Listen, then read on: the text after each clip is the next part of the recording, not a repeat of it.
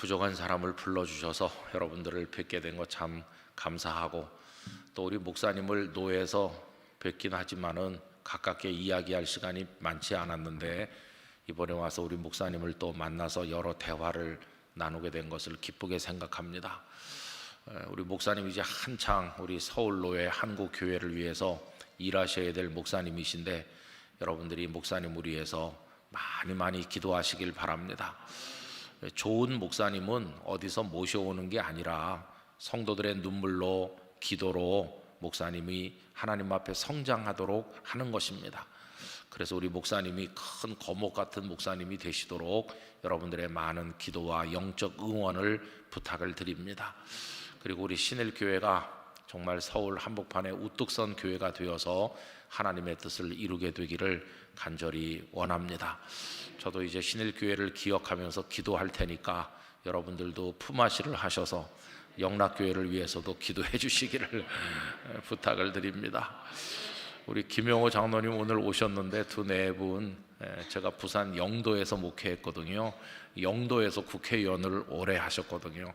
그래서 저희 교회 많이 도와주시고, 아주 조그만 교회였을 때 지금도 기억나는 게 140평 문 열고 나가면 바로 길인 조그만 예배당에 있을 때 어른들을 위해서 노인대학을 그때 시작을 했습니다. 아주 오래전이죠. 그런데 이제 막 신문에다 광고도 내고 또 신문 간지도 넣고 이래가지고 어른들을 거창하게 초청했는데 첫날 한 30명밖에 안 오셨어요. 그래도 우리 꿈이 커가지고 거기 이제 우리 김영호 의원님 오십시오 이렇게 하고, 또 구청장님도 초청했는데 그 몇 명 되지도 않는데 시간 내서 와주셨어요.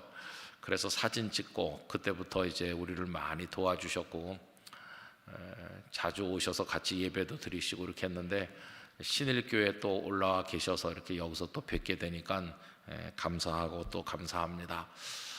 여러분, 이제 이번에 주님 앞에 선 그리스도인이라는 주제를 정했는데요, 첫날은 주님 앞에 우리가 어떤 사람으로 서 있나, 주님 앞에서 나는 어떤 사람인가 라고 할 때 우리 모두는 구원받은 성도이어야 된다. 죄가 있는 채로 하나님 앞에 설 수는 없는 거니까, 그래서 다 죄의 문제를 해결해야 되고 이제 거룩한 사람, 거룩한 하나님의 사람으로 서야 된다. 그런 얘기를 말씀을 드렸죠. 이제 어제는 하나님이 원하시는 것은 우리 손에 들린 어떤 예물이나 이런 게 아니고 우리 자신을 원하시는 거기 때문에 하나님 앞에 늘 머무르는 사람이 돼야 된다고 그랬습니다.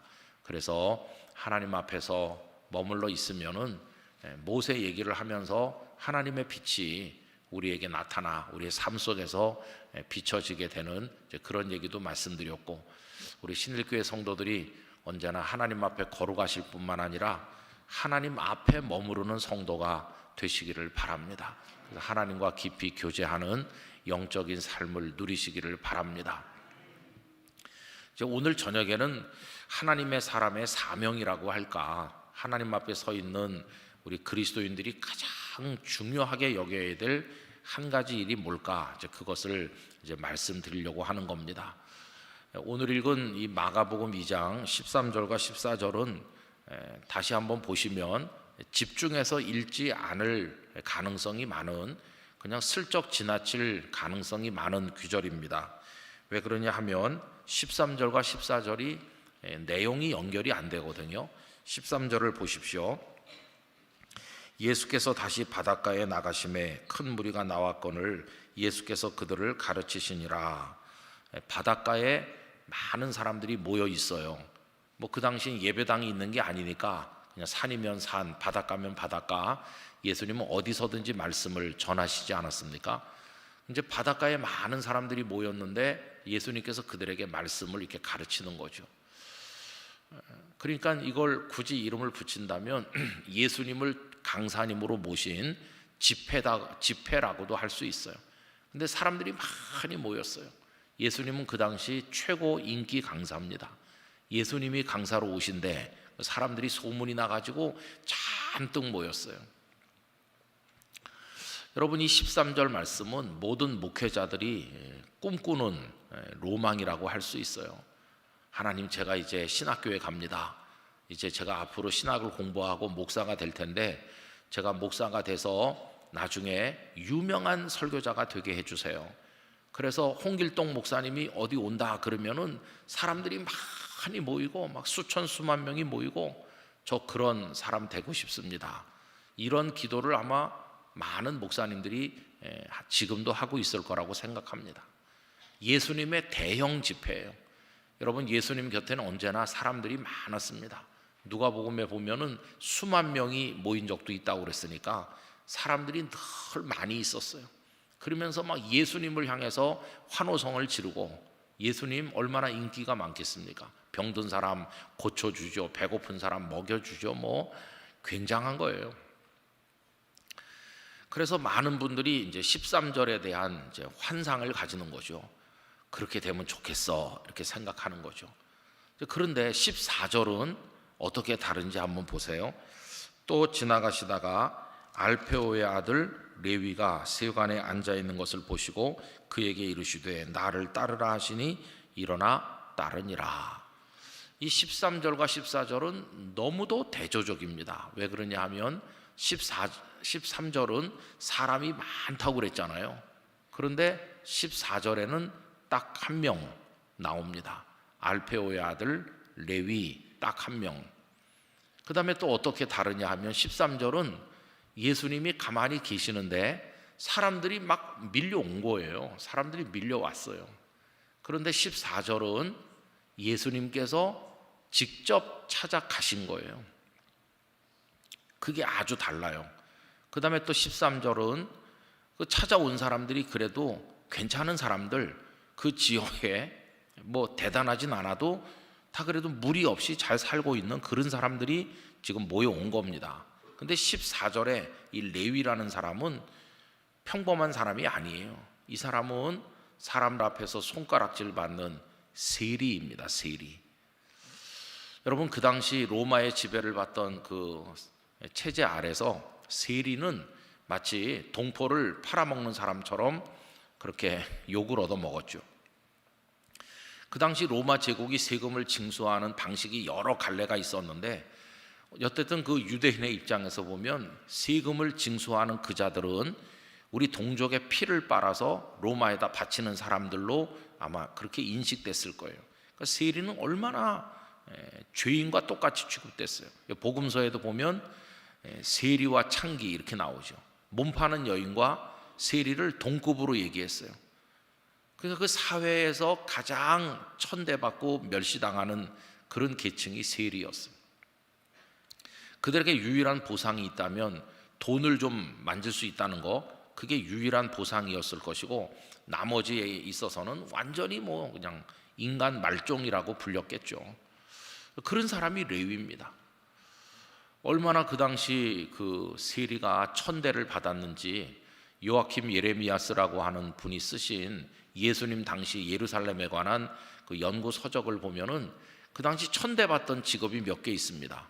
우리 조선시대 때도 뭐 백정 그런 사람들 천대받았잖아요. 그런 식으로 천대받던 직업이 몇 개 있는데, 거기 이런 얘기가 나옵니다. 그 창기하고 세리하고 복음서에 같이 나오는데 그 둘 중에 누가 더 천대받았을까?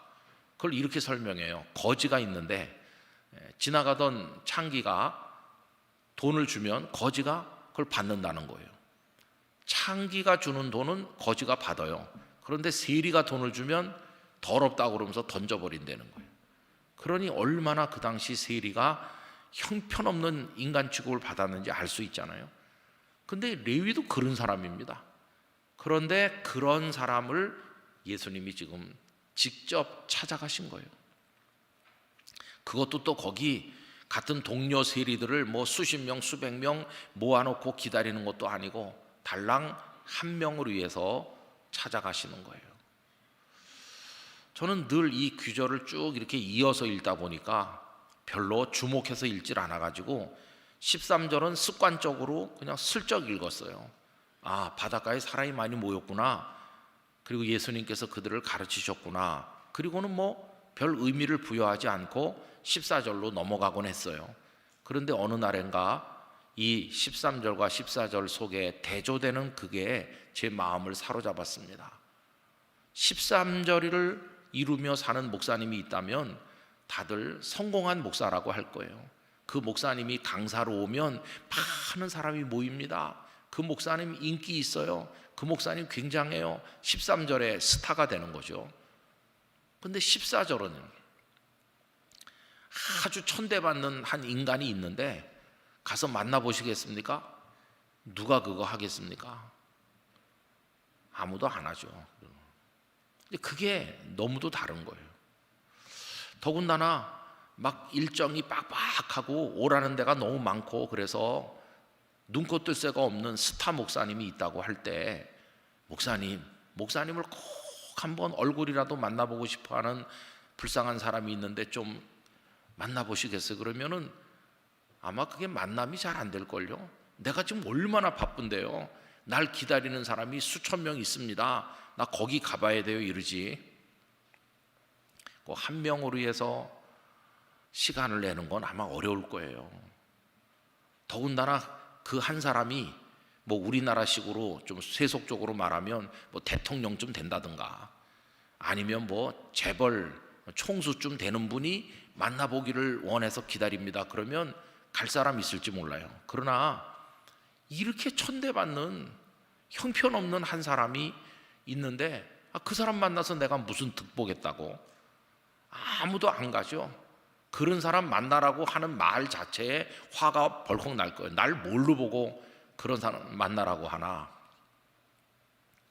그것도 또 그 사람이 찾아와서 지금 문 밖에서 몇 시간째 기다리고 있습니다. 이것도 아니고 나보고 가서 만나보라 그러면 그거 가겠어요?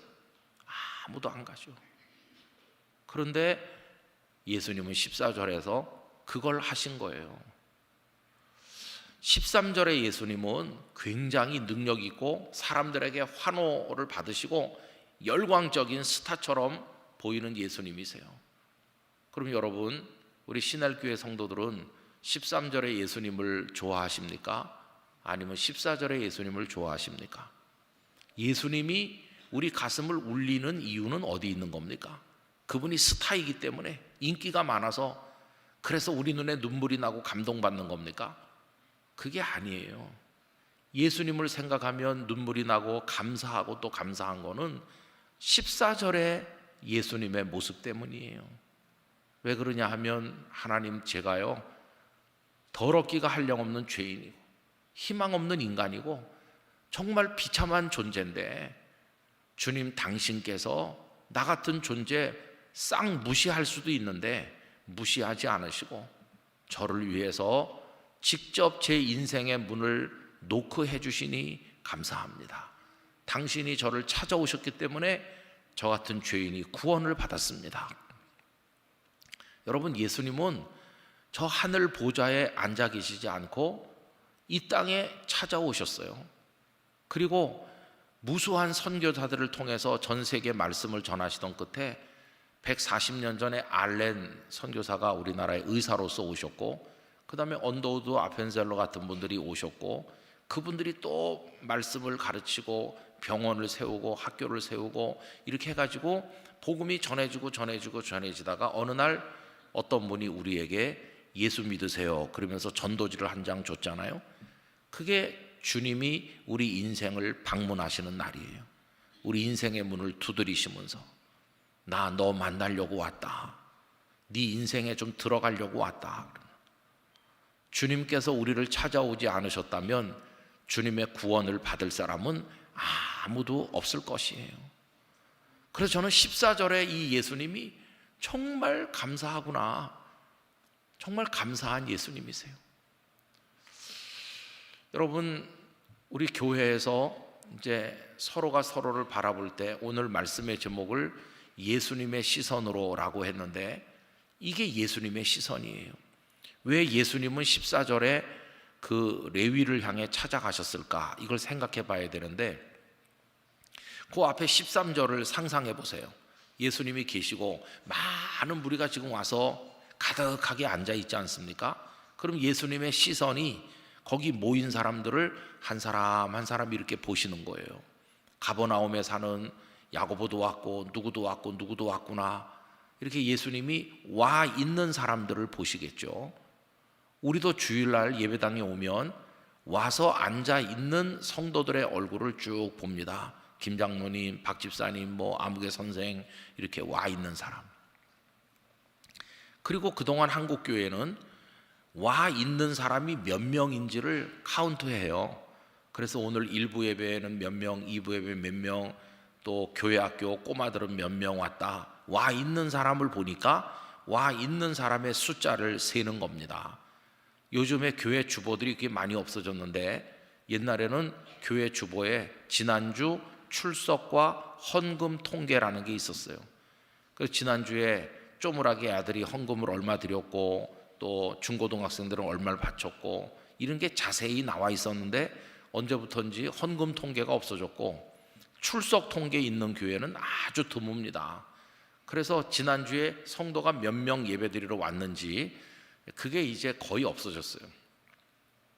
근데 예전에는 다 있었거든요. 남자 여자 따로 세서, 그리고 뭐 주일 저녁 예배 몇 명, 수요 예배 몇 명, 새벽 기도에도 요일별로 월요일 몇 명, 화요일 몇 명 이렇게 해가지고 금요 기도에 몇 명 자세히 있었는데 이제 그게 없잖아요.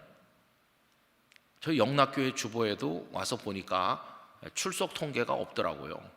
그래도 매주 이렇게, 그 이전엔 어떻게 했는지 모르겠는데 제가 온 다음에는 우리 전도사님들이 예배 때마다 다 이렇게 오신 분들을 셉니다. 그래 주일 저녁 되면 저한테 이제 그걸 모아서 카톡으로 보내주죠.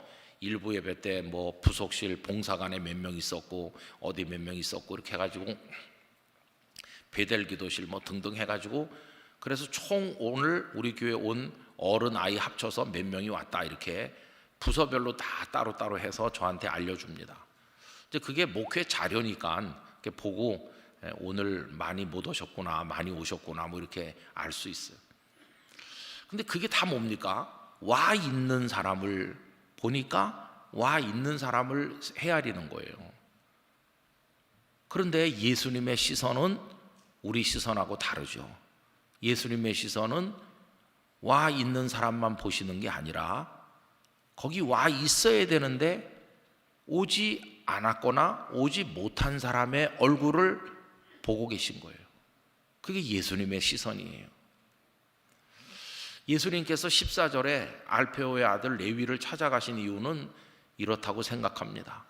예수님이 말씀을 하시면서 13절에서 레위의 얼굴을 찾으셨겠죠. 레위가 안 보이는 거예요. 아, 레위가 오늘 못 왔구나. 이해한다, 못 온 거를. 네가 못 왔기 때문에 내가 찾아가 줄게. 그리고 14절에서 찾아가시는 거예요. 아마 레위와 마주 앉으셨을 때 레위가 막 황송해서 어쩔 줄을 몰랐을 거예요. 나같이 더러운 세리를 당신께서 찾아오셨습니까? 레위야, 아까 바닷가에 사람들이 굉장히 많이 왔었다. 예, 저도 사람들이 간다는 거 알고 있었습니다. 근데 네 얼굴이 안 보여서 내가 온 거다. 고개를 푹 숙이겠죠. 네 마음 알아. 너 오고 싶지만 지금 근무 시간이니까 사무실 비울 수 없어서 못 온 거 아니겠니? 그리고 그보다 더 심각한 이유가 있겠죠. 너도 오고 싶겠지만 널 보면 못 볼 걸 본 것 같이 몸서리치는, 너를 사람으로 취급하지 않는 그 많은 사람들 속에 끼어서 앉아 있을 수가 없으니까 너 사람들이 두려워서 못 온 거 아니냐? 널 미워하는 사람들, 그들이 너를 미워하기 때문에 못 왔겠지. 네가 돈은 좀 모았는지 몰라도 네 인생이 정말 불쌍하고 아무도 너보고 가까이 오라고 하지 않지. 그래서 내가 온 거다. 내가. 남들은 너를 어떻게 생각할지 몰라도 나는 너를 사랑한단다. 그러면서 이제 너 나랑 같이 살자. 돈 그거 가져봤자 네가 그거 가지고 구원받는 것도 아닌데 이렇게 사람들에게 멸시받으면서 그러지 말고 내 사람이 되라. 나를 따라와라. 예수님은 그를 더럽다고 던져버린 게 아니라 오히려 그 품에 안으시고 당신의 제자로 삼으셨어요. 이 레위가 바로 마태복음을 기록한 마태입니다. 마태가 마태복음을 기록해가지고 우리에게 전해줬기 때문에 우리는 얼마나 예수님에 관한 풍성한 이야기를 마태복음에서 읽을 수 있습니까? 거기 보면 예수님이 베들레헴에 탄생하셨는데 그때 동방 박사들이 별 따라온 이야기, 이게 전부 마태복음에 나오잖아요. 마태가 그걸 기록해서 우리한테 전달해 주게 된 그 배후에는 그가 제자가 됐기 때문이고, 그가 제자가 된 것은 예수님께서 그를 사랑하셔서 그를 찾아가 주시고 그를 당신의 사람으로 삼아 주신 그 은혜가 있기 때문인 것이에요. 그래서 13절도 대단하지만 정말 위대한 말씀은 14절입니다. 이게 복음을 그대로 보여주는 말씀이에요. 찾아오시는 예수님, 하늘 보좌를 버리고 이 땅에 찾아오시는 예수님. 대개 목사님들이 성도들 가정에 찾아가는 걸 신방 간다고 그러는데, 우리 예수님은 최장거리 신방을 오신 거예요. 하늘 보좌를 떠나서 이 땅으로 신방을 오셨고 우리 신일교회 성도들의 인생에 찾아오신 줄 믿습니다. 그래서 너 내 사람 되라 이렇게 하신 거예요. 우리가 자격 있나요? 우리가 뭐 흠없는 사람인가요? 다 하나님 앞에 더러운 죄인인데도 그런 거 문제 삼지 않으시고 내가 그것 때문에 왔다고 하시면서 우리를 다 품에 안아주시니 허물 많은 우리가 하나님의 아들도 되고 딸도 된 줄로 생각하는 것입니다. 얼마나 감사한지 몰라요. 이게 뭡니까? 이게 사랑입니다. 사랑.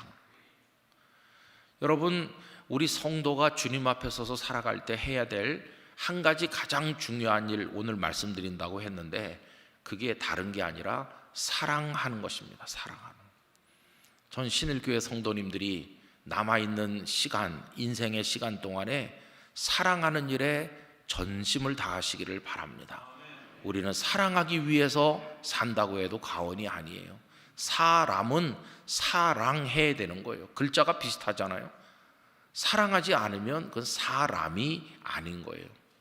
우러나는 동물적 본능으로 하는 부모가 자식 사랑하는 거, 이런 거는 동물도 하는 거니까 그런 사랑 말고, 사랑할 수 없는 사람을 사랑하는 거, 예수님께서 죄인을 사랑하듯 원수를 사랑하시듯 그런 사랑을 너 내 앞에서 하면서 살아라. 사람 사랑의 과제를 우리에게 주신 것이에요. 여러분, 호스피스 사역을 하시는 분들, 아니면 병원에서 말기암 환자들을 돌보는 간호사나 의사 선생님들이 책 쓰신 책들을 많이 읽어봤는데 보면은 거의 내용이 비슷해요. 말기암이 되면은 다 후회하는 게 많대요. 처음에는 세상을 원망하기도 하고 하나님을 원망하기도 하다가 마지막에는 후회하는 게 많은데, 사람들이 뭘 후회할까? 암으로 생애가 얼마 남지 않은 마지막 순간에 후회하는 거, 뭐 돈을 더 많이 벌지 못한 후회, 그런 거 없어요. 다 마지막에 가장 많이 하는 후회는 사랑했어야 될 사람을 사랑했어야 될 때 사랑하지 못한 거. 사랑도 다 기회가 있는 건데 기회를 다 놓쳐버렸고, 별것도 아닌 사소한 것 때문에 흥분한 나머지 사랑해야 마땅할 사람을 향해 욕설을 퍼부면서 원수가 된 거, 정말 사랑했어야 될 사람을 사랑하지 못한 거, 그게 인생의 마지막 남는 가장 마음 아픈 후회라고들 그렇게 말한대요. 그래서 그런 이들을 돌보는 의사나 간호사들이 쓰신 수기 이런 데 보면은 그런 얘기가 많이 나와요. 아, 사랑해야 되겠구나. 저는 이제 목사기 때문에 32살에 아무것도 모르는 초년병 목사일 때 어리석은 꿈을 많이 꿨습니다. 제가 영도에 이제 처음에 가니까 전혀 연고도 없는 부산 영도에 갔거든요. 저는 서울에서 나서 서울에서만 살다가, 제가 이제 서울 사람입니다, 여러분. 서울 사람. 근데 부산 영도 사람으로 28년을 살은 거죠. 처음에는 좀 적응이 잘 안 되고 그러더라고요. 근데 하여튼 뭐 갔으니까 해야 될 일이 뭘까? 교인을 많이 모으는 거다. 그걸 우리 흔히 부흥이라고 그래요. 여러분, 교인을 많이 모으는 거랑 부흥이랑은 좀 다른 겁니다. 근데도 한국교회 맥락에서는 교인을 많이 모으면 부흥한다고 말해요. 근데 여러분, 숫자가 늘어난다고 부흥이라는 건 아니라고 말씀드렸잖아요. 수가 늘어나는 걸 부흥이라고 하면 끊임없이 부흥하는 데는 공동묘지라고 그랬는데, 그러니까 그 진짜 부흥은 아니고요. 하여튼 수가 늘어나면 좋긴 좋은 건데 그게 뭐 궁극의 목적은 아닌 거죠. 근데 어쨌든 이제 그런 꿈을 꾸는 거예요. 사람을 많이 오게 해야 되겠다. 그럼 뭘 해야 되냐? 그래서 교회들마다 여러 가지를 많이 합니다. 그래서 뭐 성도들을 편안하게 해줄수록 좋고, 성도들이 뭐 재미있어 하면 더 좋은 거고, 뭐 이런 식으로. 근데 그 이제 돌아가신 사랑의 교회 옥하는 목사님 아들 그 옥성석 집사가 몇 개 책을 썼잖아요. 한국 교회를 비판하면서. 그게 이제 엔터테인먼트에 물든 기독교. 여러분, 교회는 생명의 말씀 복음을 전해야 되는데 복음은 옆으로 밀어놓고 사람들을 즐겁게 해주고, 즐겁게 해주는 데다 목을 건다는 거예요. 말씀을 전할 생각을 안 하고. 또 교회가 마케팅에 물들었다. 마케팅. 어떻게 하면 사람들을 오게 할 수 있을까 그래가지고 마치 마케팅 하듯이 그런 경제적 기법을 동원해가지고 사람들을 끌어모으는데, 이건 보험회사나 하는 거지. 교회는 복음을 말해야 되는 건데 그걸 안 한다. 또 그분은 심리학에 물든 기독교 이런 것도 썼어요. 제가 다 읽어보면서 반성도 많이 했는데, 여러분, 하나님의 교회는 세상이 말해주지 않는 하나님의 말씀, 생명의 복음만을 말해야 되는 거죠. 이 복음은 교회밖에 없거든요. 명품관에도 무슨 뭐 슈퍼마켓에도 없고 오로지 교회에다 맡겨주신 복음인데, 복음을 말하지 않고 엉뚱한 것만 해가지고는 안 되잖아요. 근데도 현실 교회는 사람 많이 모으겠다는 삐뚤어진 일념을 가지고 하여튼 사람만 올 수 있다면 복음도 배신해 가면서 비본질적인 것을 펼쳐놓는 거예요. 교회가 타락하는 거죠. 어쨌든 이제 그렇게 많이 하는데, 저도 철없는 목사일 때 그런 걸 안 했다고는 말할 수 없어요. 그렇게 이제 시행착오도 하고 길을 잘못 잡아서 방황도 하고 좌절도 하고 그런 과정을 많이 겪었죠. 신학교 강의실에서 신학 서적에서 배울 수 없는 것들을 목회 현장에서 부딪히면서 현장 학습을 많이 하는 거죠. 그러다 이제 나이 먹고 철이 좀 들면서 제가 깨달아지는 것 중에 한 가지는 뭐냐 하면은, 목회가 뭐냐 이렇게 물어보면은 답이 점점 분명해지는 거예요. 목회는 딴 게 아니고 사람 사랑하는 거다. 사람을 사랑하는 거다. 그게 목회의 본질이라는 걸 알게 됐어요. 예수님께서 베드로에게 내 양을 먹여라, 내 양을 쳐라 그랬을 때 그게 뭘 말하는 거겠어요? 사랑하라는 거예요. 사랑. 저는 신일교회가 사랑으로 가득하길 원합니다. 여러분, 저 강남의 서초구의 그 교회가 사랑의 교회라고 이름을 지어버리는 바람에 좀 이상하긴 한데, 모든 교회는 다 사랑의 교회가 돼야 되는 거예요. 모든 교회는 다 사랑의 교회가 돼야 되는 거죠. 주님이 우리에게 오셔서 하신 가장 큰 일이 우리를 사랑하신 거거든요. 하나님이 세상을 사랑하사 독생자를 주신 거거든요. 하나님은 사랑이시라. 그러니까 우리에게 원하시는 것도 사랑하면서 살라는 거죠. 그래서 우선 본능적인 사랑이 가능한 최소한의 공동체가 부부가 사랑하고 또 부모가 자녀를 사랑하는 이 가족. 근데 가족도 본능적 사랑으로만 뭉쳐 있어 가지고는 오래 가지 못해요. 가족도 건강한 가정이 되려면 본능을 넘어서는 희생적 사랑, 품어주는 그런 사랑이 있어야 가정이 유지되는 건데, 요새 그런 사랑을 다 마다하기 때문에 결혼도 안 하고 귀찮은 아이도 낳지 않겠다 이렇게 하는 거죠. 어떤 분이 이렇게 말했습니다. 인류는 전쟁이나 이런 것 때문에도 고통받겠지만 자식을 안 낳아서 멸망할 거다 그렇게 말하더라고요. 이 저출산의 문제는 우리나라가 좀 빠른 것이고 전 세계적 추세로 나타나고 있고, 이게 출산 많이 하던 데서 저출산으로 옮기는데 우리나라는 한 40년 이상 걸린 건데, 그 사이클이 굉장히 빨라져서 동남아시아 이런 데 나라들도 굉장히 빨리 저출산으로 바뀌고 있다고 그래요. 어떤 교수님이 분석하는 걸 듣고 깜짝 놀랐어요. 요즘에 중국에 진출했던 우리나라 기업들이 인력이 풍부한 동남아시아로 많이 옮기잖아요. 근데 베트남 같은 데 가보면 오토바이 탄 청년들이 막 도로를 질주하는 거 보면 야, 여긴 일할 사람 많구나 그러는데, 그분의 분석을 듣고 깜짝 놀랐어요. 베트남도 15살에서 60세까지 노동 가능한 인구가 2014년에 정점을 찍고 벌써 10년째 내리막이래요.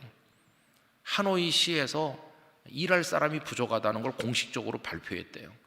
그러니까 지금 인력이 싸다고 베트남에 가는 회사들은 몇 년 안 있으면 인건비가 폭등해가지고 중국에서 겪었던 고통을 똑같이 겪게 될 거다. 여러 나라 사례를 이야기하면서 그러면서 그 나라들이 저출산 국가로 바뀌는 그게 시간이 점점 짧아지고 있대요. 근데 그게 SNS 같은 데서 쫙 퍼지는 거예요. 자식이 없이 편하게 사는 사람들의 이야기 이런 게 SNS상에서 막 널리 퍼지니까 금방금방 그게 좀 나쁜 전염이 되는 거죠. 근데 그게 한국이 제일 앞서가 있거든요.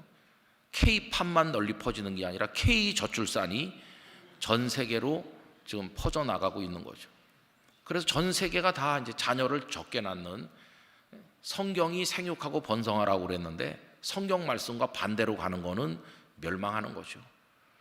우리 총리께서 얼마 전에 우리 교회를 방문하셔서 저랑 1시간 말씀 나눌 시간이 있었는데, 그때 제가 우리나라 출산율은 돈이 없어서 안 낳는 것도 있지만은 가치관의 문제입니다. 가정을 소중하게 여기지 않고 생명을 소중하게 여기지 않기 때문에 그런 건데, 자식이 소중하고 생명이 소중하고 가정이 소중하다는 가치를 심어줘야 되는데 그 가치는 성경에만 있습니다. 생육하고 번성하고 부부가 사랑하고 자녀를 사랑하고 그게 하나님의 축복이고, 근데 기독교 학교에서 성경도 못 가르치게 하고, 누가 애를 낳겠느냐. 그 애를 낳아야 될, 결혼해야 될 학생들한테 동성애 이런 거나 얘기하고 말이지, 낙태를 자유롭게 할 수 있는 법을 만들려고 하고 이러면 아무리 저출산 문제를 해결하려고 해도 반대로 가고 있는데 무슨 아기가 태어나겠는가.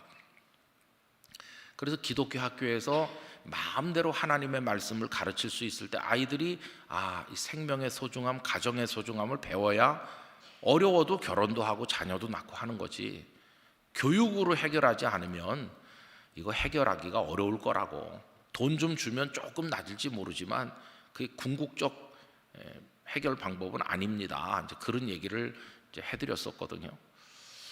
그날 저출산 대책위원회 그 위원들께서도 같이 동반해서 오시고 그래가지고 얘기는 많이 했는데 현실적으로 참 어렵겠죠. 근데 여러분 보세요. 이런 게 지금 전 세계적으로 이제 흘러가는 이제 그런 추세가 돼 있는 거죠. 그럼 결국은 이 세상이 지금 사람을 사랑하는 것을 힘들어하는 겁니다. 그래서 이제 부부도 당연히 평생 하나님이 부르실 때까지 사는 건 줄 알았더니 이제는 다 사랑하기 너무 힘들어서 헤어지고, 아이들도 부모님과 같이 그 슬하에서 결혼할 때까지 사는 게 당연한 거였는데 이제는 벌써 고등학교만 졸업하면 독립해갖고 다 따로 나가서 사랑하는 걸 싫어하거나 힘들어하는 거예요. 그런데 하나님은 성경 속에서 사랑해라. 아담이 혼자 있었잖아요. 여러분 요즘에 다 1인 세대가 35%를 넘어가는 우리나라 형편인데 혼자 산다, 혼밥 먹고, 심지어 술 먹는 사람도 혼자 혼술한대요. 그런 거 우리 보잖아요. 영화관에 가도 혼자 영화 보고 다 혼자 하는데, 여러분 혼밥의 원조는 아담입니다. 아담이 에덴 동산에서 혼자 살았거든요. 근데 하나님이 그게 좋지 않다, 혼자 사는 게 좋지 않다 그러면서 하와를 같이 살게 했거든요. 그게 사랑이거든요. 사랑은 함께 하는 겁니다. 그 천국은 사랑의 나라입니다. 그래서 이런 말이 있죠. 천국에 가면은 식탁에 숟가락이 길이가 1m도 넘기 때문에 그거 떠가지고 입에다 넣을 수가 없대요. 떠서 서로 먹여주는 수밖에 없대요. 사랑의 나라다, 그런 걸 보여주는 누가 만든 이야기죠. 근데 지금 사랑하기를 너무 싫어하거나 사랑하기를 힘들어하니까 이게 전 세계적인 추세예요. 참 안타까운 거죠. 근데 하나님은 사랑하며 살아라, 이렇게 우리한테 말씀하는 겁니다. 그래서 그 레위같이 사랑받을 자격이라고는 요만큼도 없는 사람을 직접 발품을 바르셔서 그의 인생을 놓고 하시고 그를 사랑하시고 그런 사람을 자기 제자로 삼으시고, 이게 예수님의 사랑이에요. 오늘 우리가 여기 앉아 있는 것은 우리의 뛰어나고 분별력 있는 선택으로 이곳에 온 것이 아니라 우리를 찾아오신 주님의 사랑 덕분인 것이에요. 그래서 우리가 사랑받았기 때문에 지금 여기 있는 것이고, 앞으로 사랑받을 것이기 때문에 천국에 갈 줄 믿습니다. 하나님의 사랑이 우리를 구원하시는 거거든요. 그래서 여러분 이제 사랑하는 일에 최선을 다하시길 바라요. 그저 뭘 대단한 걸 해줘야 사랑하는 게 아니라 사랑의 마음을 위해서 기도하면서 어떻게 사랑하는 게 옳은지를 성경에서 배우면서 사랑의 은사를 주시는 성령님께 기도하면서 사랑의 마음을 가지고 전화 한 통도 사랑이고 카톡 메시지, 따뜻한 메시지 한 줄도 사랑이고, 차 한 잔도 사랑이고, 사랑은 말없이 옆에 있는 것도 사랑이고, 다양한 사랑이 있어요. 먼저 내가 미안했습니다, 내가 사과해요, 이렇게 악수의 손을 내미는 것도 사랑이고, 아주 다양한 사랑이 있어요. 그렇게 하는 게 우리가 주님 앞에 서 있는 그리스도인으로서 우리의 본분이라는 걸 알 수 있어요. 여러분, 사랑이 왜 이렇게 중요하냐 하면은 예수님께서 우리를 구원하시는 게 바로 사랑으로 구원하셨기 때문이죠. 많은 분들이 주님이 우리를 구원하신 거는 능력으로 구원하신 거다 이렇게 생각하는데, 그거는 성경을 잘 모르는 결과라고 생각합니다. 능력이 많아서 우리를 구원한 게 아니에요. 여러분, 예수님께서 마귀에게 이끌려서 시험을 받으시는데 첫 번째 시험이 이겁니다. 40일을 굶주리신 다음이기 때문에 몹시 배가 고픈데 마귀가 와서 한다는 말이 이 돌로 떡을 만들어라, 이거 아닙니까? 근데 돌로 떡을 만들어라 라고 말한 게 맞는데, 우리가 더 주목해야 될 거는 그 앞에 있는 그 전제입니다. 전제. 마귀가 이렇게 말해요. 네가 만일 하나님의 아들이거든 돌로 떡을 만들어라. 앞에 붙인 그 한마디가 참 간교한 겁니다. 그럼 예수님 입장에서 보면 돌로 떡을 만들거나 안 만들거나 둘 중 하나잖아요. 그 돌로 떡을 만들면 어떻게 될까요? 돌로 떡을 만들면 엄청난 인기 스타가 될 겁니다. 먹을 게 없던 그때 오병이어의 역사를 한 번만 해도 수많은 사람들이 몰려드는 판인데, 오병이어도 아니고 돌로 떡을 만들어서 주신다. 그러면 어마어마한 인파가 몰려오겠죠. 예수님은 금방 왕이 되실 거예요. 아닌 게 아니라 그 오병이어의 기적의 떡을 먹은 그들이 예수님을 임금으로 삼으려고 했다고 그랬어요. 그러니까 예수님이 돌로 떡을 만들어서 그들을 먹이기 시작하면은 예수님은 그냥 지저스 크라이스트 슈퍼스타가 되는 겁니다. 박수 받고 우리의 임금이시다 이렇게 하면서. 그러면 좋은 거 아닌가 이렇게 생각이 들죠. 아주 심각합니다. 좋은 게 아니고. 그럼 예수님이 그렇게 영광을 받으시면요, 예수님은 고난의 십자가를 지지 않게 됩니다. 영광만 받으시지 끌려가서 얻어맞고 십자가를 지지 않게 돼요. 그러면 우리는 어떻게 구원받은 겁니까? 예수님이 죽어야 될 우리를 대신해서 십자가에서 형벌을 받으셨고, 그 과정에서 피를 흘려 우리 죄를 씻어 주셨기 때문에 우리가 구원받는 건데, 예수님이 십자가 안 지시면 어떻게 되는 겁니까? 구원의 길이 없어지는 거예요. 마귀의 주된 목적은요, 어떻게 해서든지 우리가 구원받지 못하게 만드는 게 마귀의 목적이에요. 그래서 예수님이 우리를 구원하실 십자가의 길로 가시는 거를 못 가게 꽉 막는 거, 이게 마귀의 필생의 마귀가 노리는 거였어요. 여러분, 마태복음 16장에 이런 얘기가 나옵니다.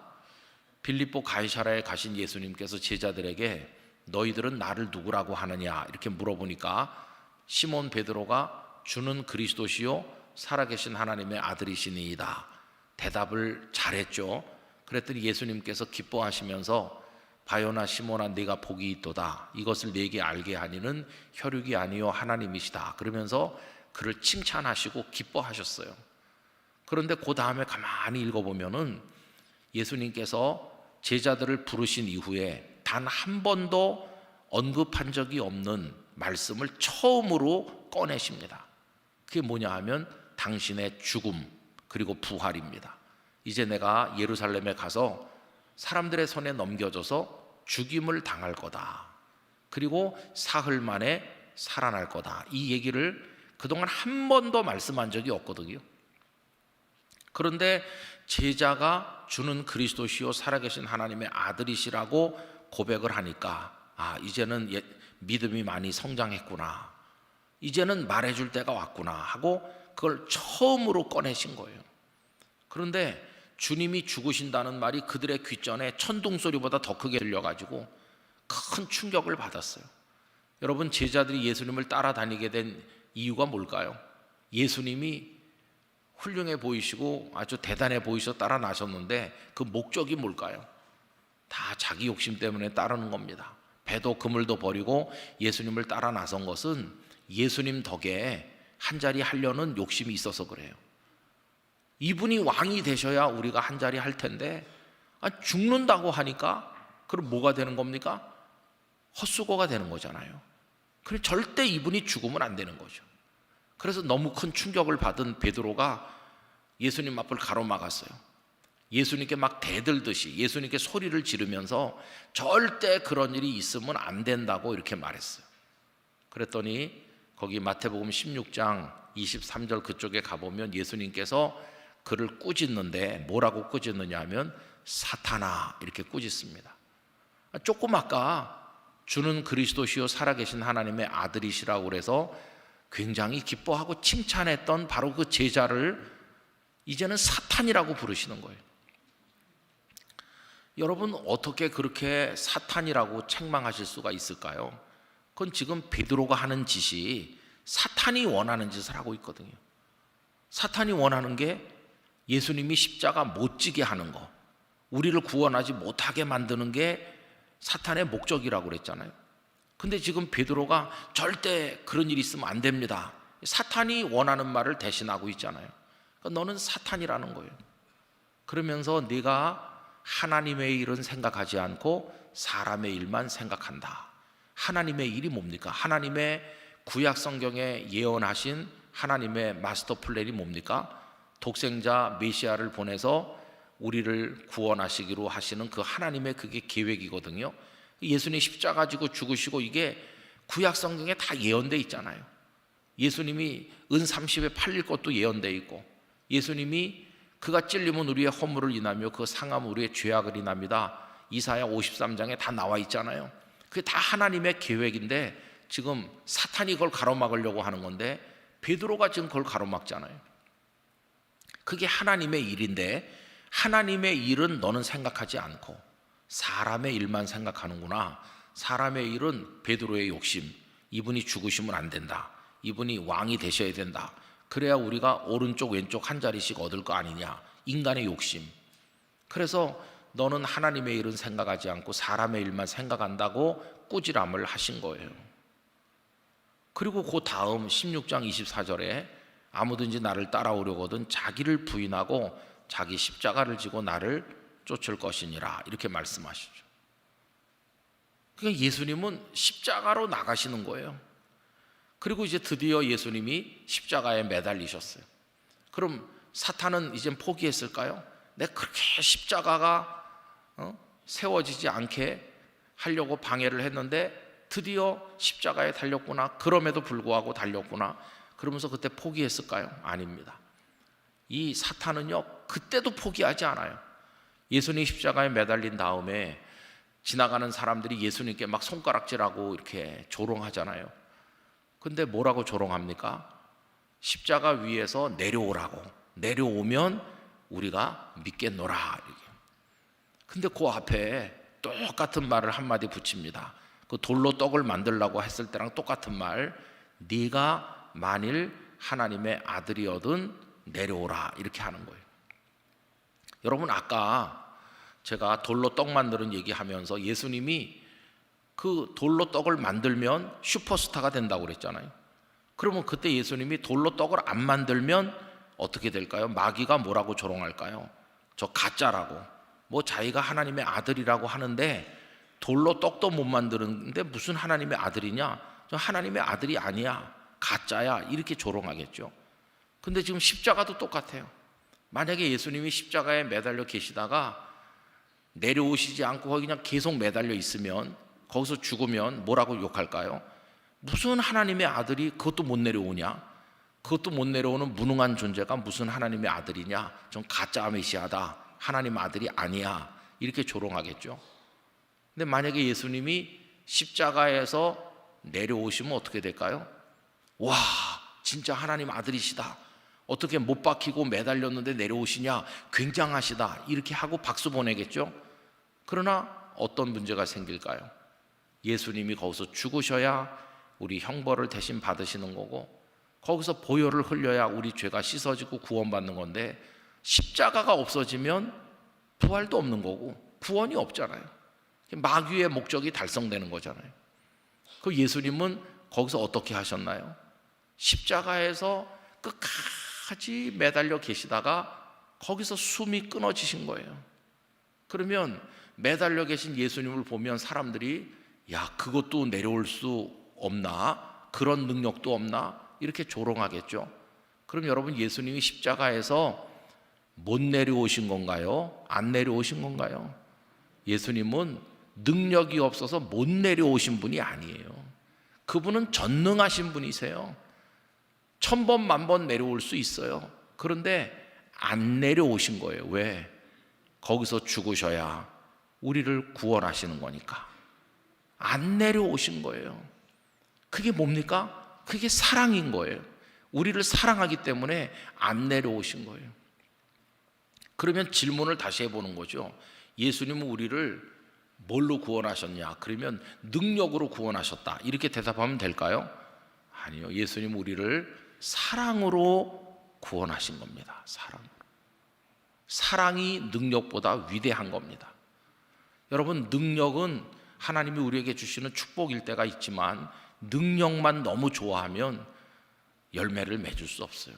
능력은 사람을 슬프게 하기도 하고 상처를 받게 만들기도 합니다. 그러나 사랑은 상처를 싸매는 하나님의 놀라운 역사입니다. 능력이 어떻게 사람에게 상처를 주는지 금방 알 수 있어요. 여러분, 요즘에 세상에서 힘, 능력이 여러 가지가 있죠.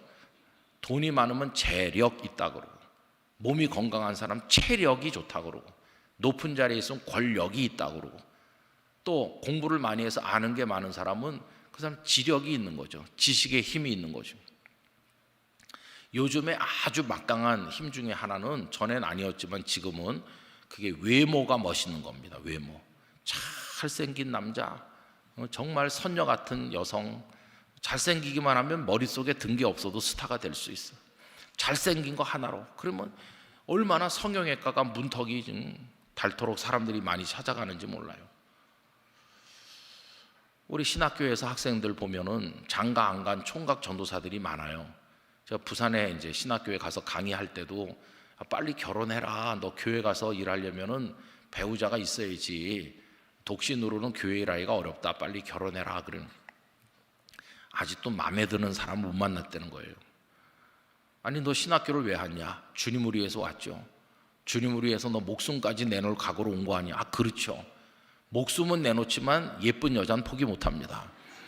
그러면서 예쁜 여자 만날 때까지 장가를 안 가고 버티는 거, 이게 얼마나 이율배반적입니까? 아니, 주를 위해 죽겠다는 사람이 예쁜 여자는 포기 못한다니까 앞뒤가 안 맞잖아요. 그래갖고 뭐 선을 계속 보고 하는데도 안 되는 거예요. 그래서 제가 이제 마틴 루터 얘기도 했어요. 루터가 이제 수도사들은 독신으로 살았는데 나중에 결혼했지 않았느냐. 근데 내가 정확히 모르지만은 어떤 수녀원의 수녀들 시집 가는데 아무도 안 데려가고 마지막에 남은 여자랑 결혼했다더라.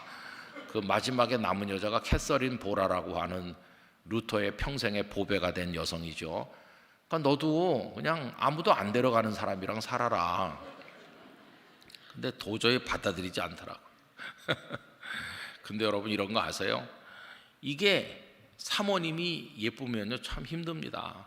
왜 그러냐 하면 이런 거 생각해 보세요. 신일교회 이번 주일날 이 우주 공간에 이렇게 예쁜 사람은 나 못 봤다. 그렇게 예쁜 여성이 돌아오는 주일날 신일교회 예배 오셔서 다 여기 앉아서 예배 드리고, 그 옆에 어느 집사님, 여집사님이 나란히 앉아서 예배 드리면 그 여집사님이 그 다음 주에 하나님 앞에 감사헌금 바칠까요?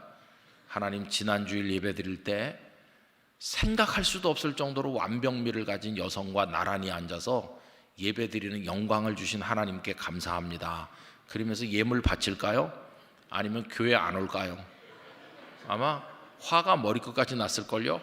왜냐하면 그 여성은 있는 정성 없는 정성 다 동원해서 빚어 만드시고, 나는 빚다 마른 메주같이 하나님 이럴 수 있습니까? 그러면서 하나님을 향해서 입이 쑥 나와가지고 원망을 바가지로 할 거예요.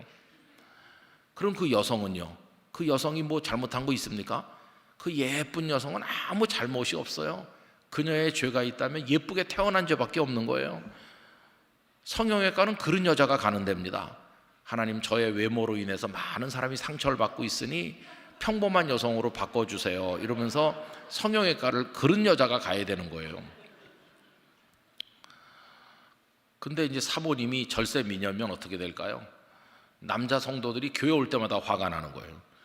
아무리 목사지만 목사님한테만 저런 예쁜 여성을 주시고 이게 뭐냐 도대체, 우리 집에 있는 그 다음은 제가 말하지 않겠습니다. 그 뭐냐 도대체. 더군다나 부부싸움까지 하고 온 사람은 더 화가 나겠죠. 그러면 남자 교인들만 화가 날까요? 여자 성도님들도 왔다가 사모님만 보면 예배 때 집중이 안 되는 거지. 야, 하나님 너무하시다 이렇게 하면서. 근데 사모님이 캐서린 보라 수준으로 아무도 안 데려가는 사람 수준으로 있으면요, 교회 부흥됩니다. 왜 그러냐면 남자들은 토요일날 부부싸움하고 왔다가도 아휴 그래도 목사님보다 내가 낫구나 그러면서 집에 빨리 들어가고, 여자 성도들은 사모님만 보면 삶의 의욕을 느끼고 그러니까 이 교회가 부흥될 거예요. 근데 여러분, 힘이 남을 구원할 것 같지만 힘은 상처를 주는 거예요. 돈이 많은 사람, 그 돈을 선하게 쓰면 참 좋을 때도 많아요. 돈을 선하게 사용하면 좋은데 대개 돈 옆에는 싸늘한 기운도 돕니다. 돈이 조금 많은 사람은 베풀지도 하고 따뜻한데 돈이 상상을 못할 정도로 많은 사람은요, 그 옆에 가기도 어렵습니다. 사는 수준 자체가 달라요. 사는 수준, 이렇게 사람을 만나는 레벨 자체가 달라가지고 거기 가서 옆에 있으라 그러면은 불편해서 못 있을걸요. 그게 다른 거예요. 그래서 그 힘 있으면 교회가 부흥할 것 같죠. 예컨대 뭐 우리 신일교회 재벌이 2명만 있으면 엄청 부흥할 텐데 그렇지 않아요. 어떤 교회가 좋은 교회냐면 사랑이 많은 교회가 좋은 교회입니다. 상처받은 사람이 와서 다 싸매지고 오갈 데 없는 사람들이 여기 와서 위로받고, 신일교회 오니까 우리 집 아랫목에 앉은 것 같다, 참 좋다, 그런 교회가 이게 사랑이 흐르는 교회고 부흥하는 교회인 거예요. 그래서 여러분이 사랑하는 사람 돼야 됩니다. 사랑하는 사람. 주님이 원하시는 게 바로 그것이니까요. 제가 이제 부산에 있을 때는 이제 처음에는 교회가 조그마했어요. 그래서 뭐 교인들 집에 숟가락이 몇 개인지도 다 잘 알잖아요. 그때는 뭐 맨날 성도들하고 이렇게 어울려서 살았어요. 근데 이제 성도가 조금씩 늘어나면서 언제부턴지 다 알지 못하는 때가 왔습니다. 그래서 이제 교구를 나눠가지고 목사님들이 이제 교구 담당 목사님이 생기고, 전에는 일일이 제가 다 신방을 다니다가 이제 힘이 딸려가지고 그렇게 못 가고, 이제 그렇게 하다 보니까 잘 모르는 성도도 생기게 됐어요. 어딜 갔는데 누가 반갑게 인사하면서 목사님 안녕하세요 그러는데 누구세요? 그러면은 땅끝 교회 교인인데요. 그러면 얼굴이 새빨개지고 쥐구멍이라도 들어갈 판인데 그런 경우도 있는 거예요. 한 번은 제가 이런 충격을 받았어요. 어떤 남자 집사님이 이렇게 악수하면서 나가는데 집사님 잘 계셔요? 그러니까 그 집사님 아이 그럼 잘 지내죠? 그러면서 목사님도 건강하세요? 그러고 이렇게 나갔어요. 그 집사님이 제 앞을 지나갔잖아요. 그런데 저쪽에서 이상한 말이 들리는 거예요. 제 앞을 지나가셔서 몇 미터 갔는데 다른 집사님이 저랑 악수한 그 집사님한테 아니 그 암 수술했다더니 교회 왔네 이러는 거예요. 제가 깜짝 놀랐어요. 그러니까 제 앞에서 잘 지내요, 목사님도 건강하세요 하고 지나간 그 집사님이 큰 수술을 받은 거예요, 암으로. 근데 다른 집사님은 그걸 알아요. 알아가지고 암 수술을 받았다더니 교회 왔네 이러는데 목사는 아무것도 모르고 있는 거예요. 암 걸린 것도 몰라, 암 수술 받은 것도 몰라. 그래서 제가 너무 부끄러운 생각이 들어서 쫓아 내려가서 아니 집사님 암 수술 받은 거요? 그랬더니 그때서야 수술 받은 지 좀 됐습니다. 그 왜 말을 안 했냐고 그러니까 아니 목사님 저 말고도 그냥 기도해 줄 사람도 많고 머리도 복잡한데 저까지 뭐 거기 얹혀가지고 힘들게 하겠습니까? 그래서 그냥 말을 안 했다고. 제가 그날요, 야 이건 목사도 아니다, 이거는 성도가 암에 걸려서 죽어가도 모르는 거예요. 그럼 뭐 이렇게 목사로 있긴 있지만은 이렇게 하는 게 목회인가? 그리고 사람이 점점 더 많아지면은 진짜 더 모를 거 아니겠어요? 그러다가 영락교회로 와서 보니까 여기는 뭐 사람이 뭐 그때보다 또 훨씬 많으니까 알 수가 없잖아요. 그 성도들도, 영락교회 성도들은 담임 목사가 당신 사정을 알 거라는 기대를 아예 하질 않고, 교구 목사님이 다 이렇게 18개 교구의 목사님들이 다 계시고 전도사님들이 계셔서 그 교구 안에서 다 하는 거지. 교구 하나가 이제 교회 하나와 같아요. 어떤 교구는, 큰 교구는 그 교구 하나에 수천 세대가 있으니까 그게 하나의 교회죠, 뭐 교회. 그 담임 목사인 저는 주일날 설교하고 뭐 누가 누군지도 모르고 이름도 몰라 얼굴도 몰랐는데, 어떤 분은 얼굴은 아는데 이름을 모르고, 어떤 경우에는 이름은 아는데 얼굴이 생각이 안 나고 그런 거예요. 이게 뭐. 그래서 제가 하나님 앞에 가만히, 하나님 진짜 큰 위기를 만났네요. 내가 목사가 아니고 그냥 목사가 아니게 될 위기를 만났네 이게. 그랬더니 하나님께서, 그래, 그 많은 성도를 네가 어떻게 일일이 다 알겠니? 그리고 힘이 모자라니까, 그러니까 부목사님들이 다 도와주시는 거고 다 그런 거지. 그럼 저는 뭐 아무것도 몰라도 되는 겁니까? 저는 이렇게 생각합니다. 성도 때문에 기뻐할 수도 없고 성도 때문에 눈물도 흘리지 않는 목사는 목사가 아니라고 생각합니다. 이중표 목사님이 이런 얘기 하더라고요. 가장 행복한 목사가 누구냐 하면은 성도 때문에 기뻐서 울 수 있는 목사는 가장 행복한 목사다. 하나님, 이렇게 우리 교회에 훌륭한 믿음을 가진 집사님이 있어서 그런 집사님 앞에 설교를 하는 목사가 됐습니다. 저 집사님의 믿음은 목사인 저보다도 10배, 100배 순수하고 뛰어난 믿음입니다. 저런 집사님을 바라볼 수 있는 목사가 되게 해주신 거 정말 감사합니다. 그러면서 감격의 눈물이 흐르면 그 목사는 최고로 행복한 목사라고. 그러니까 목사가 정말 행복한 목사인 것은 성도의 그 신앙을 보고 기쁘고 감동받는 그런 목사는 최고의 목사가 된 거고요. 행복한 목사고. 그 다음에 그런 게 없으면 그 목사가 아니죠. 또 성도의 아픔을 모르는 사람도 그 목사가 아닌. 그럼 이제 나는 지금 어떻게 된 거지? 신방도 다 부목사님들이 가고 뭐 성도들이 누가 뭐 어떻게 사는지 형편도 모르고.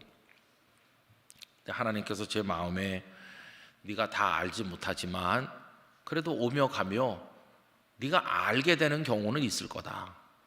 아주 적은 범위겠지만 그런 이들이라도 네가 위해서 기도해주고 사랑해드려라. 그런 감동을 주시더라고요. 그래서 이제 제가 이렇게 오며 가며 일부러 뭐 따라다니면서 알진 않아도 있다 보면은 어느 구역에 계신 누가 지금 생명이 위독하다고 하더라. 그런 소리를 듣게 되는 경우가 있어요. 아내를 통해 듣는 경우도 있고. 그럼 이제 이렇게 메모를 해놓고 기도도 하고 찾아갈 수 있으면 찾아가기도 하고 뭐 그래요. 눈물 나는 사연들도 많이 있기도 하고. 그래서 성도 한 명 한 명과 연결이 돼서 누군가를 위해서 기도하는 기도가 있어야 되는 거고, 그것 때문에 기쁘기도 하고 슬프기도 하고 하나님 앞에 이렇게 하는 그런 게 있어야, 다시 말하면 사랑하는 뭔가 영역이 있어야 그 사람이 그리스도인이지. 잘못하면 설교 기계가 되겠다. 이거는 목회가 아니다. 그런 생각이 들더라고. 그래서 이제 그렇게 알게 된 분들 그 이름과 그분들의 기도 제목을 쭉 적어 나가는데 수첩이 이제는 많이 여러 장 넘어가고 있어요. 그걸 가끔씩 이렇게 들이다 보면은 빨간 줄로 지운 것들이 있어요. 기도했지만 하나님 뜻이 달라서 하나님 나라로 불러가신 분들이 있어요. 몇 년, 몇 월, 며칠 별세하셨다 돌아가신 분도 있고, 파란 볼펜으로 지운 거는 그분의 기도가 이루어지고 건강을 얻고 그런 건 파란 걸로 돼 있고, 줄이 거 있지 않고 그냥 글자가 있는 건 아직도 여전한 기도, 현재 진행형 기도 제목이고, 그리고 계속 이렇게 쌓여 나가는 거죠. 저는 그게 저 나름대로의 작은 사랑의 몸부림이라고 생각하는 거예요. 뭐 그걸 해가지고 뭐 어디 자랑을 하겠어요? 뭐 하겠어요? 그러나 목사이기 이전에 그냥 한 사람의 그리스도인으로서 나도 뭐 사랑하는 뭐가 있어야지. 사랑하는 그런 생각을 이제 하는 거죠. 우리 신일교회 성도 여러분, 그런 사랑을 계속 노력하시기를 부탁합니다. 프로그램화 되어 있는 사랑보다 성령의 감동을 따라 개인적 차원의 사랑을 많이 하시면 좋을 것 같아요. 프로그램화 되는 사랑은 이런 겁니다. 예를 들면 여러분, 이번에 수혜를 만난 우리 저 지방 어디에다가 우리 신일교회가 수혜 물품을 보내기로 했습니다. 그래가지고 이제 모으는 거예요. 돈을 모으든지 뭐 생필품을 모으든지, 교회가 어떤 봉사 프로그램, 사랑 프로그램을 만들었을 때 거기 참여하는 것도 훌륭한 거예요. 그런데 그런 프로그램 없으면 그러면 사랑 안 할 겁니까? 프로그램 없을 때도 내 주변에 나를 만나는 직장 동료, 뭐 이웃 친지, 교회 교인들, 하여튼 오며 가며 만나는 사람들에게 작은 사랑과 작은 관심, 그거를 계속해 나가는 거예요. 여러분, 저는 학생들이 요새 다 없어진 풍경이지만 노인이 앞에 서이면 자리 양보하고 일어나는 것도 사랑이라고 생각합니다. 어르신 여기 앉으세요, 그것도 사랑이고, 무거운 짐 지고 가는 사람, 짐을 제가 저기까지 들어드릴까요? 뭐 들어드리는 노인들 무거운 짐을, 그것도 사랑인 거예요. 누가 이제 노인이 짐 지고 가니까 저 비탈까지 제가 들어다 드릴게요. 그래갖고 이제 들어다 드리고, 근데 또 며칠 후에 또 만나가지고 또 들어다 드리고, 얼굴이 약간 잊게 됐는데 어디서 만났냐면 영락교회 마당에서 만나는 거예요. 알고 보니까 교인인 거예요. 교인. 얼마나 아름다운 얘기입니까? 아유, 우리 교회 다니는 성도인 줄 몰랐어요. 얼마나 아름다워요, 그죠? 교회 다닌다고 하는 사람이 뻔뻔하게 노인이 짐 들고 쩔쩔 매는데도 들어다 드리지도 않고, 이렇게 하지 않고 들어다 드리니까 얼굴이 낯익었는데, 아이고, 우리 교회 다니는 성도였네. 얼마나 반갑겠어요. 여러분, 그런 작은 사랑이 하나님의 뜻을 이루는 것이죠. 주님이 우리에게 원하는 건 그겁니다. 나중에 우리 천국문 들어갈 때 주기도문 외워봐라, 이런 거 묻지 않으실 거예요. 성경 몇 독했냐, 그런 거. 성경 퀴즈대회, 베드로의 이전 이름은 뭐였냐, 그거 못 맞추면 지옥에 가고, 그런 거 아니에요. 예수님의 보혈로 구원받고, 그리고는 얼마나 주님의 마음으로 사랑했는지, 그게 중요한 거죠. 그러니까 여러분, 우리가 싸울 때도 있어요. 뭐 성도라고 다 뭐 완벽한 건 아니니까, 다 흠이 많은 사람들끼리 모였으니까 싸울 때도 있지만은, 그래서 예수님은 싸울 걸 다 알고 원수를 사랑하라고 하신 거예요. 원수 될 수도 있다는 걸 다 알고 계신 거예요. 싸워가지고 이제 다시는 내가 생전 내가 숨 쉬는 동안에는 그 여자 얼굴 안 볼 거다, 그렇게 막 싸우고 토라지고 하지만은 그래도 사랑해라. 여러분, 사랑은 그 어떤 계명보다도 위대한 것입니다. 믿음보다도 위대하고 소망보다도 위대하기 때문에 믿음, 소망, 사랑, 이 세 가지는 항상 있을 것이나 그 중에 제일은 사랑이라, 이렇게 하신 거죠. 제가 아는 목사님이 한 분 계시는데, 그 목사님 이젠 최근에 돌아가셨어요. 연세가 한 90대서. 근데 그 목사님은 정말 좀 무능하신 분이에요. 자타가 공인하는. 공부는 잘했어요. 명문대학 나오고 훌륭하신데, 그 당신이 아는 걸 전달하는 방법을 몰라요.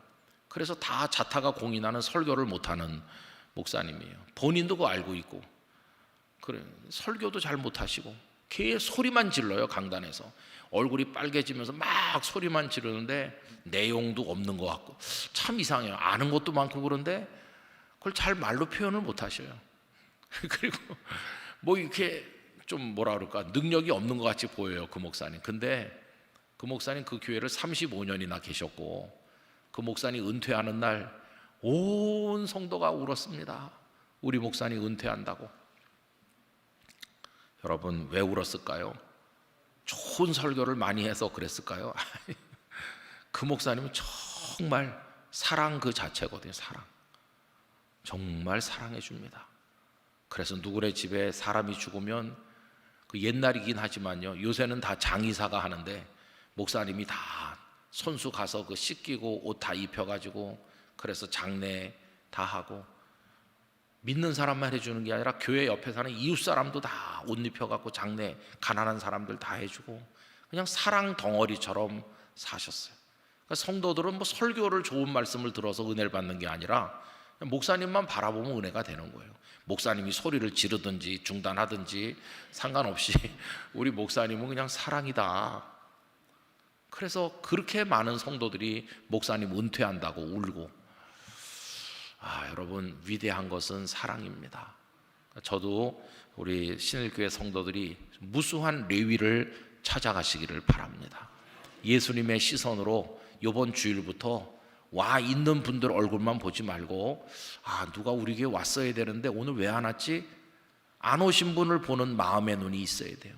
전화를 해보고, 그래서 그 오지 못한 분들을 찾아가고 그들을 다시 교회에 오게 하고, 이렇게 하면서 여러분 이 자리가 사랑으로 넘치는 그런 교회를 만들어 가시기를 바랍니다. 그게 주님 앞에 선 성도가 해야 될 일이에요. 여러분들에게 그런 은혜가 충만하시기를 간절히 기원합니다. 기도하겠습니다. 거룩하신 아버지 하나님, 아무것도 알지 못하는 불초한 종을 보내셔서 3일 동안 말씀을 나누었습니다.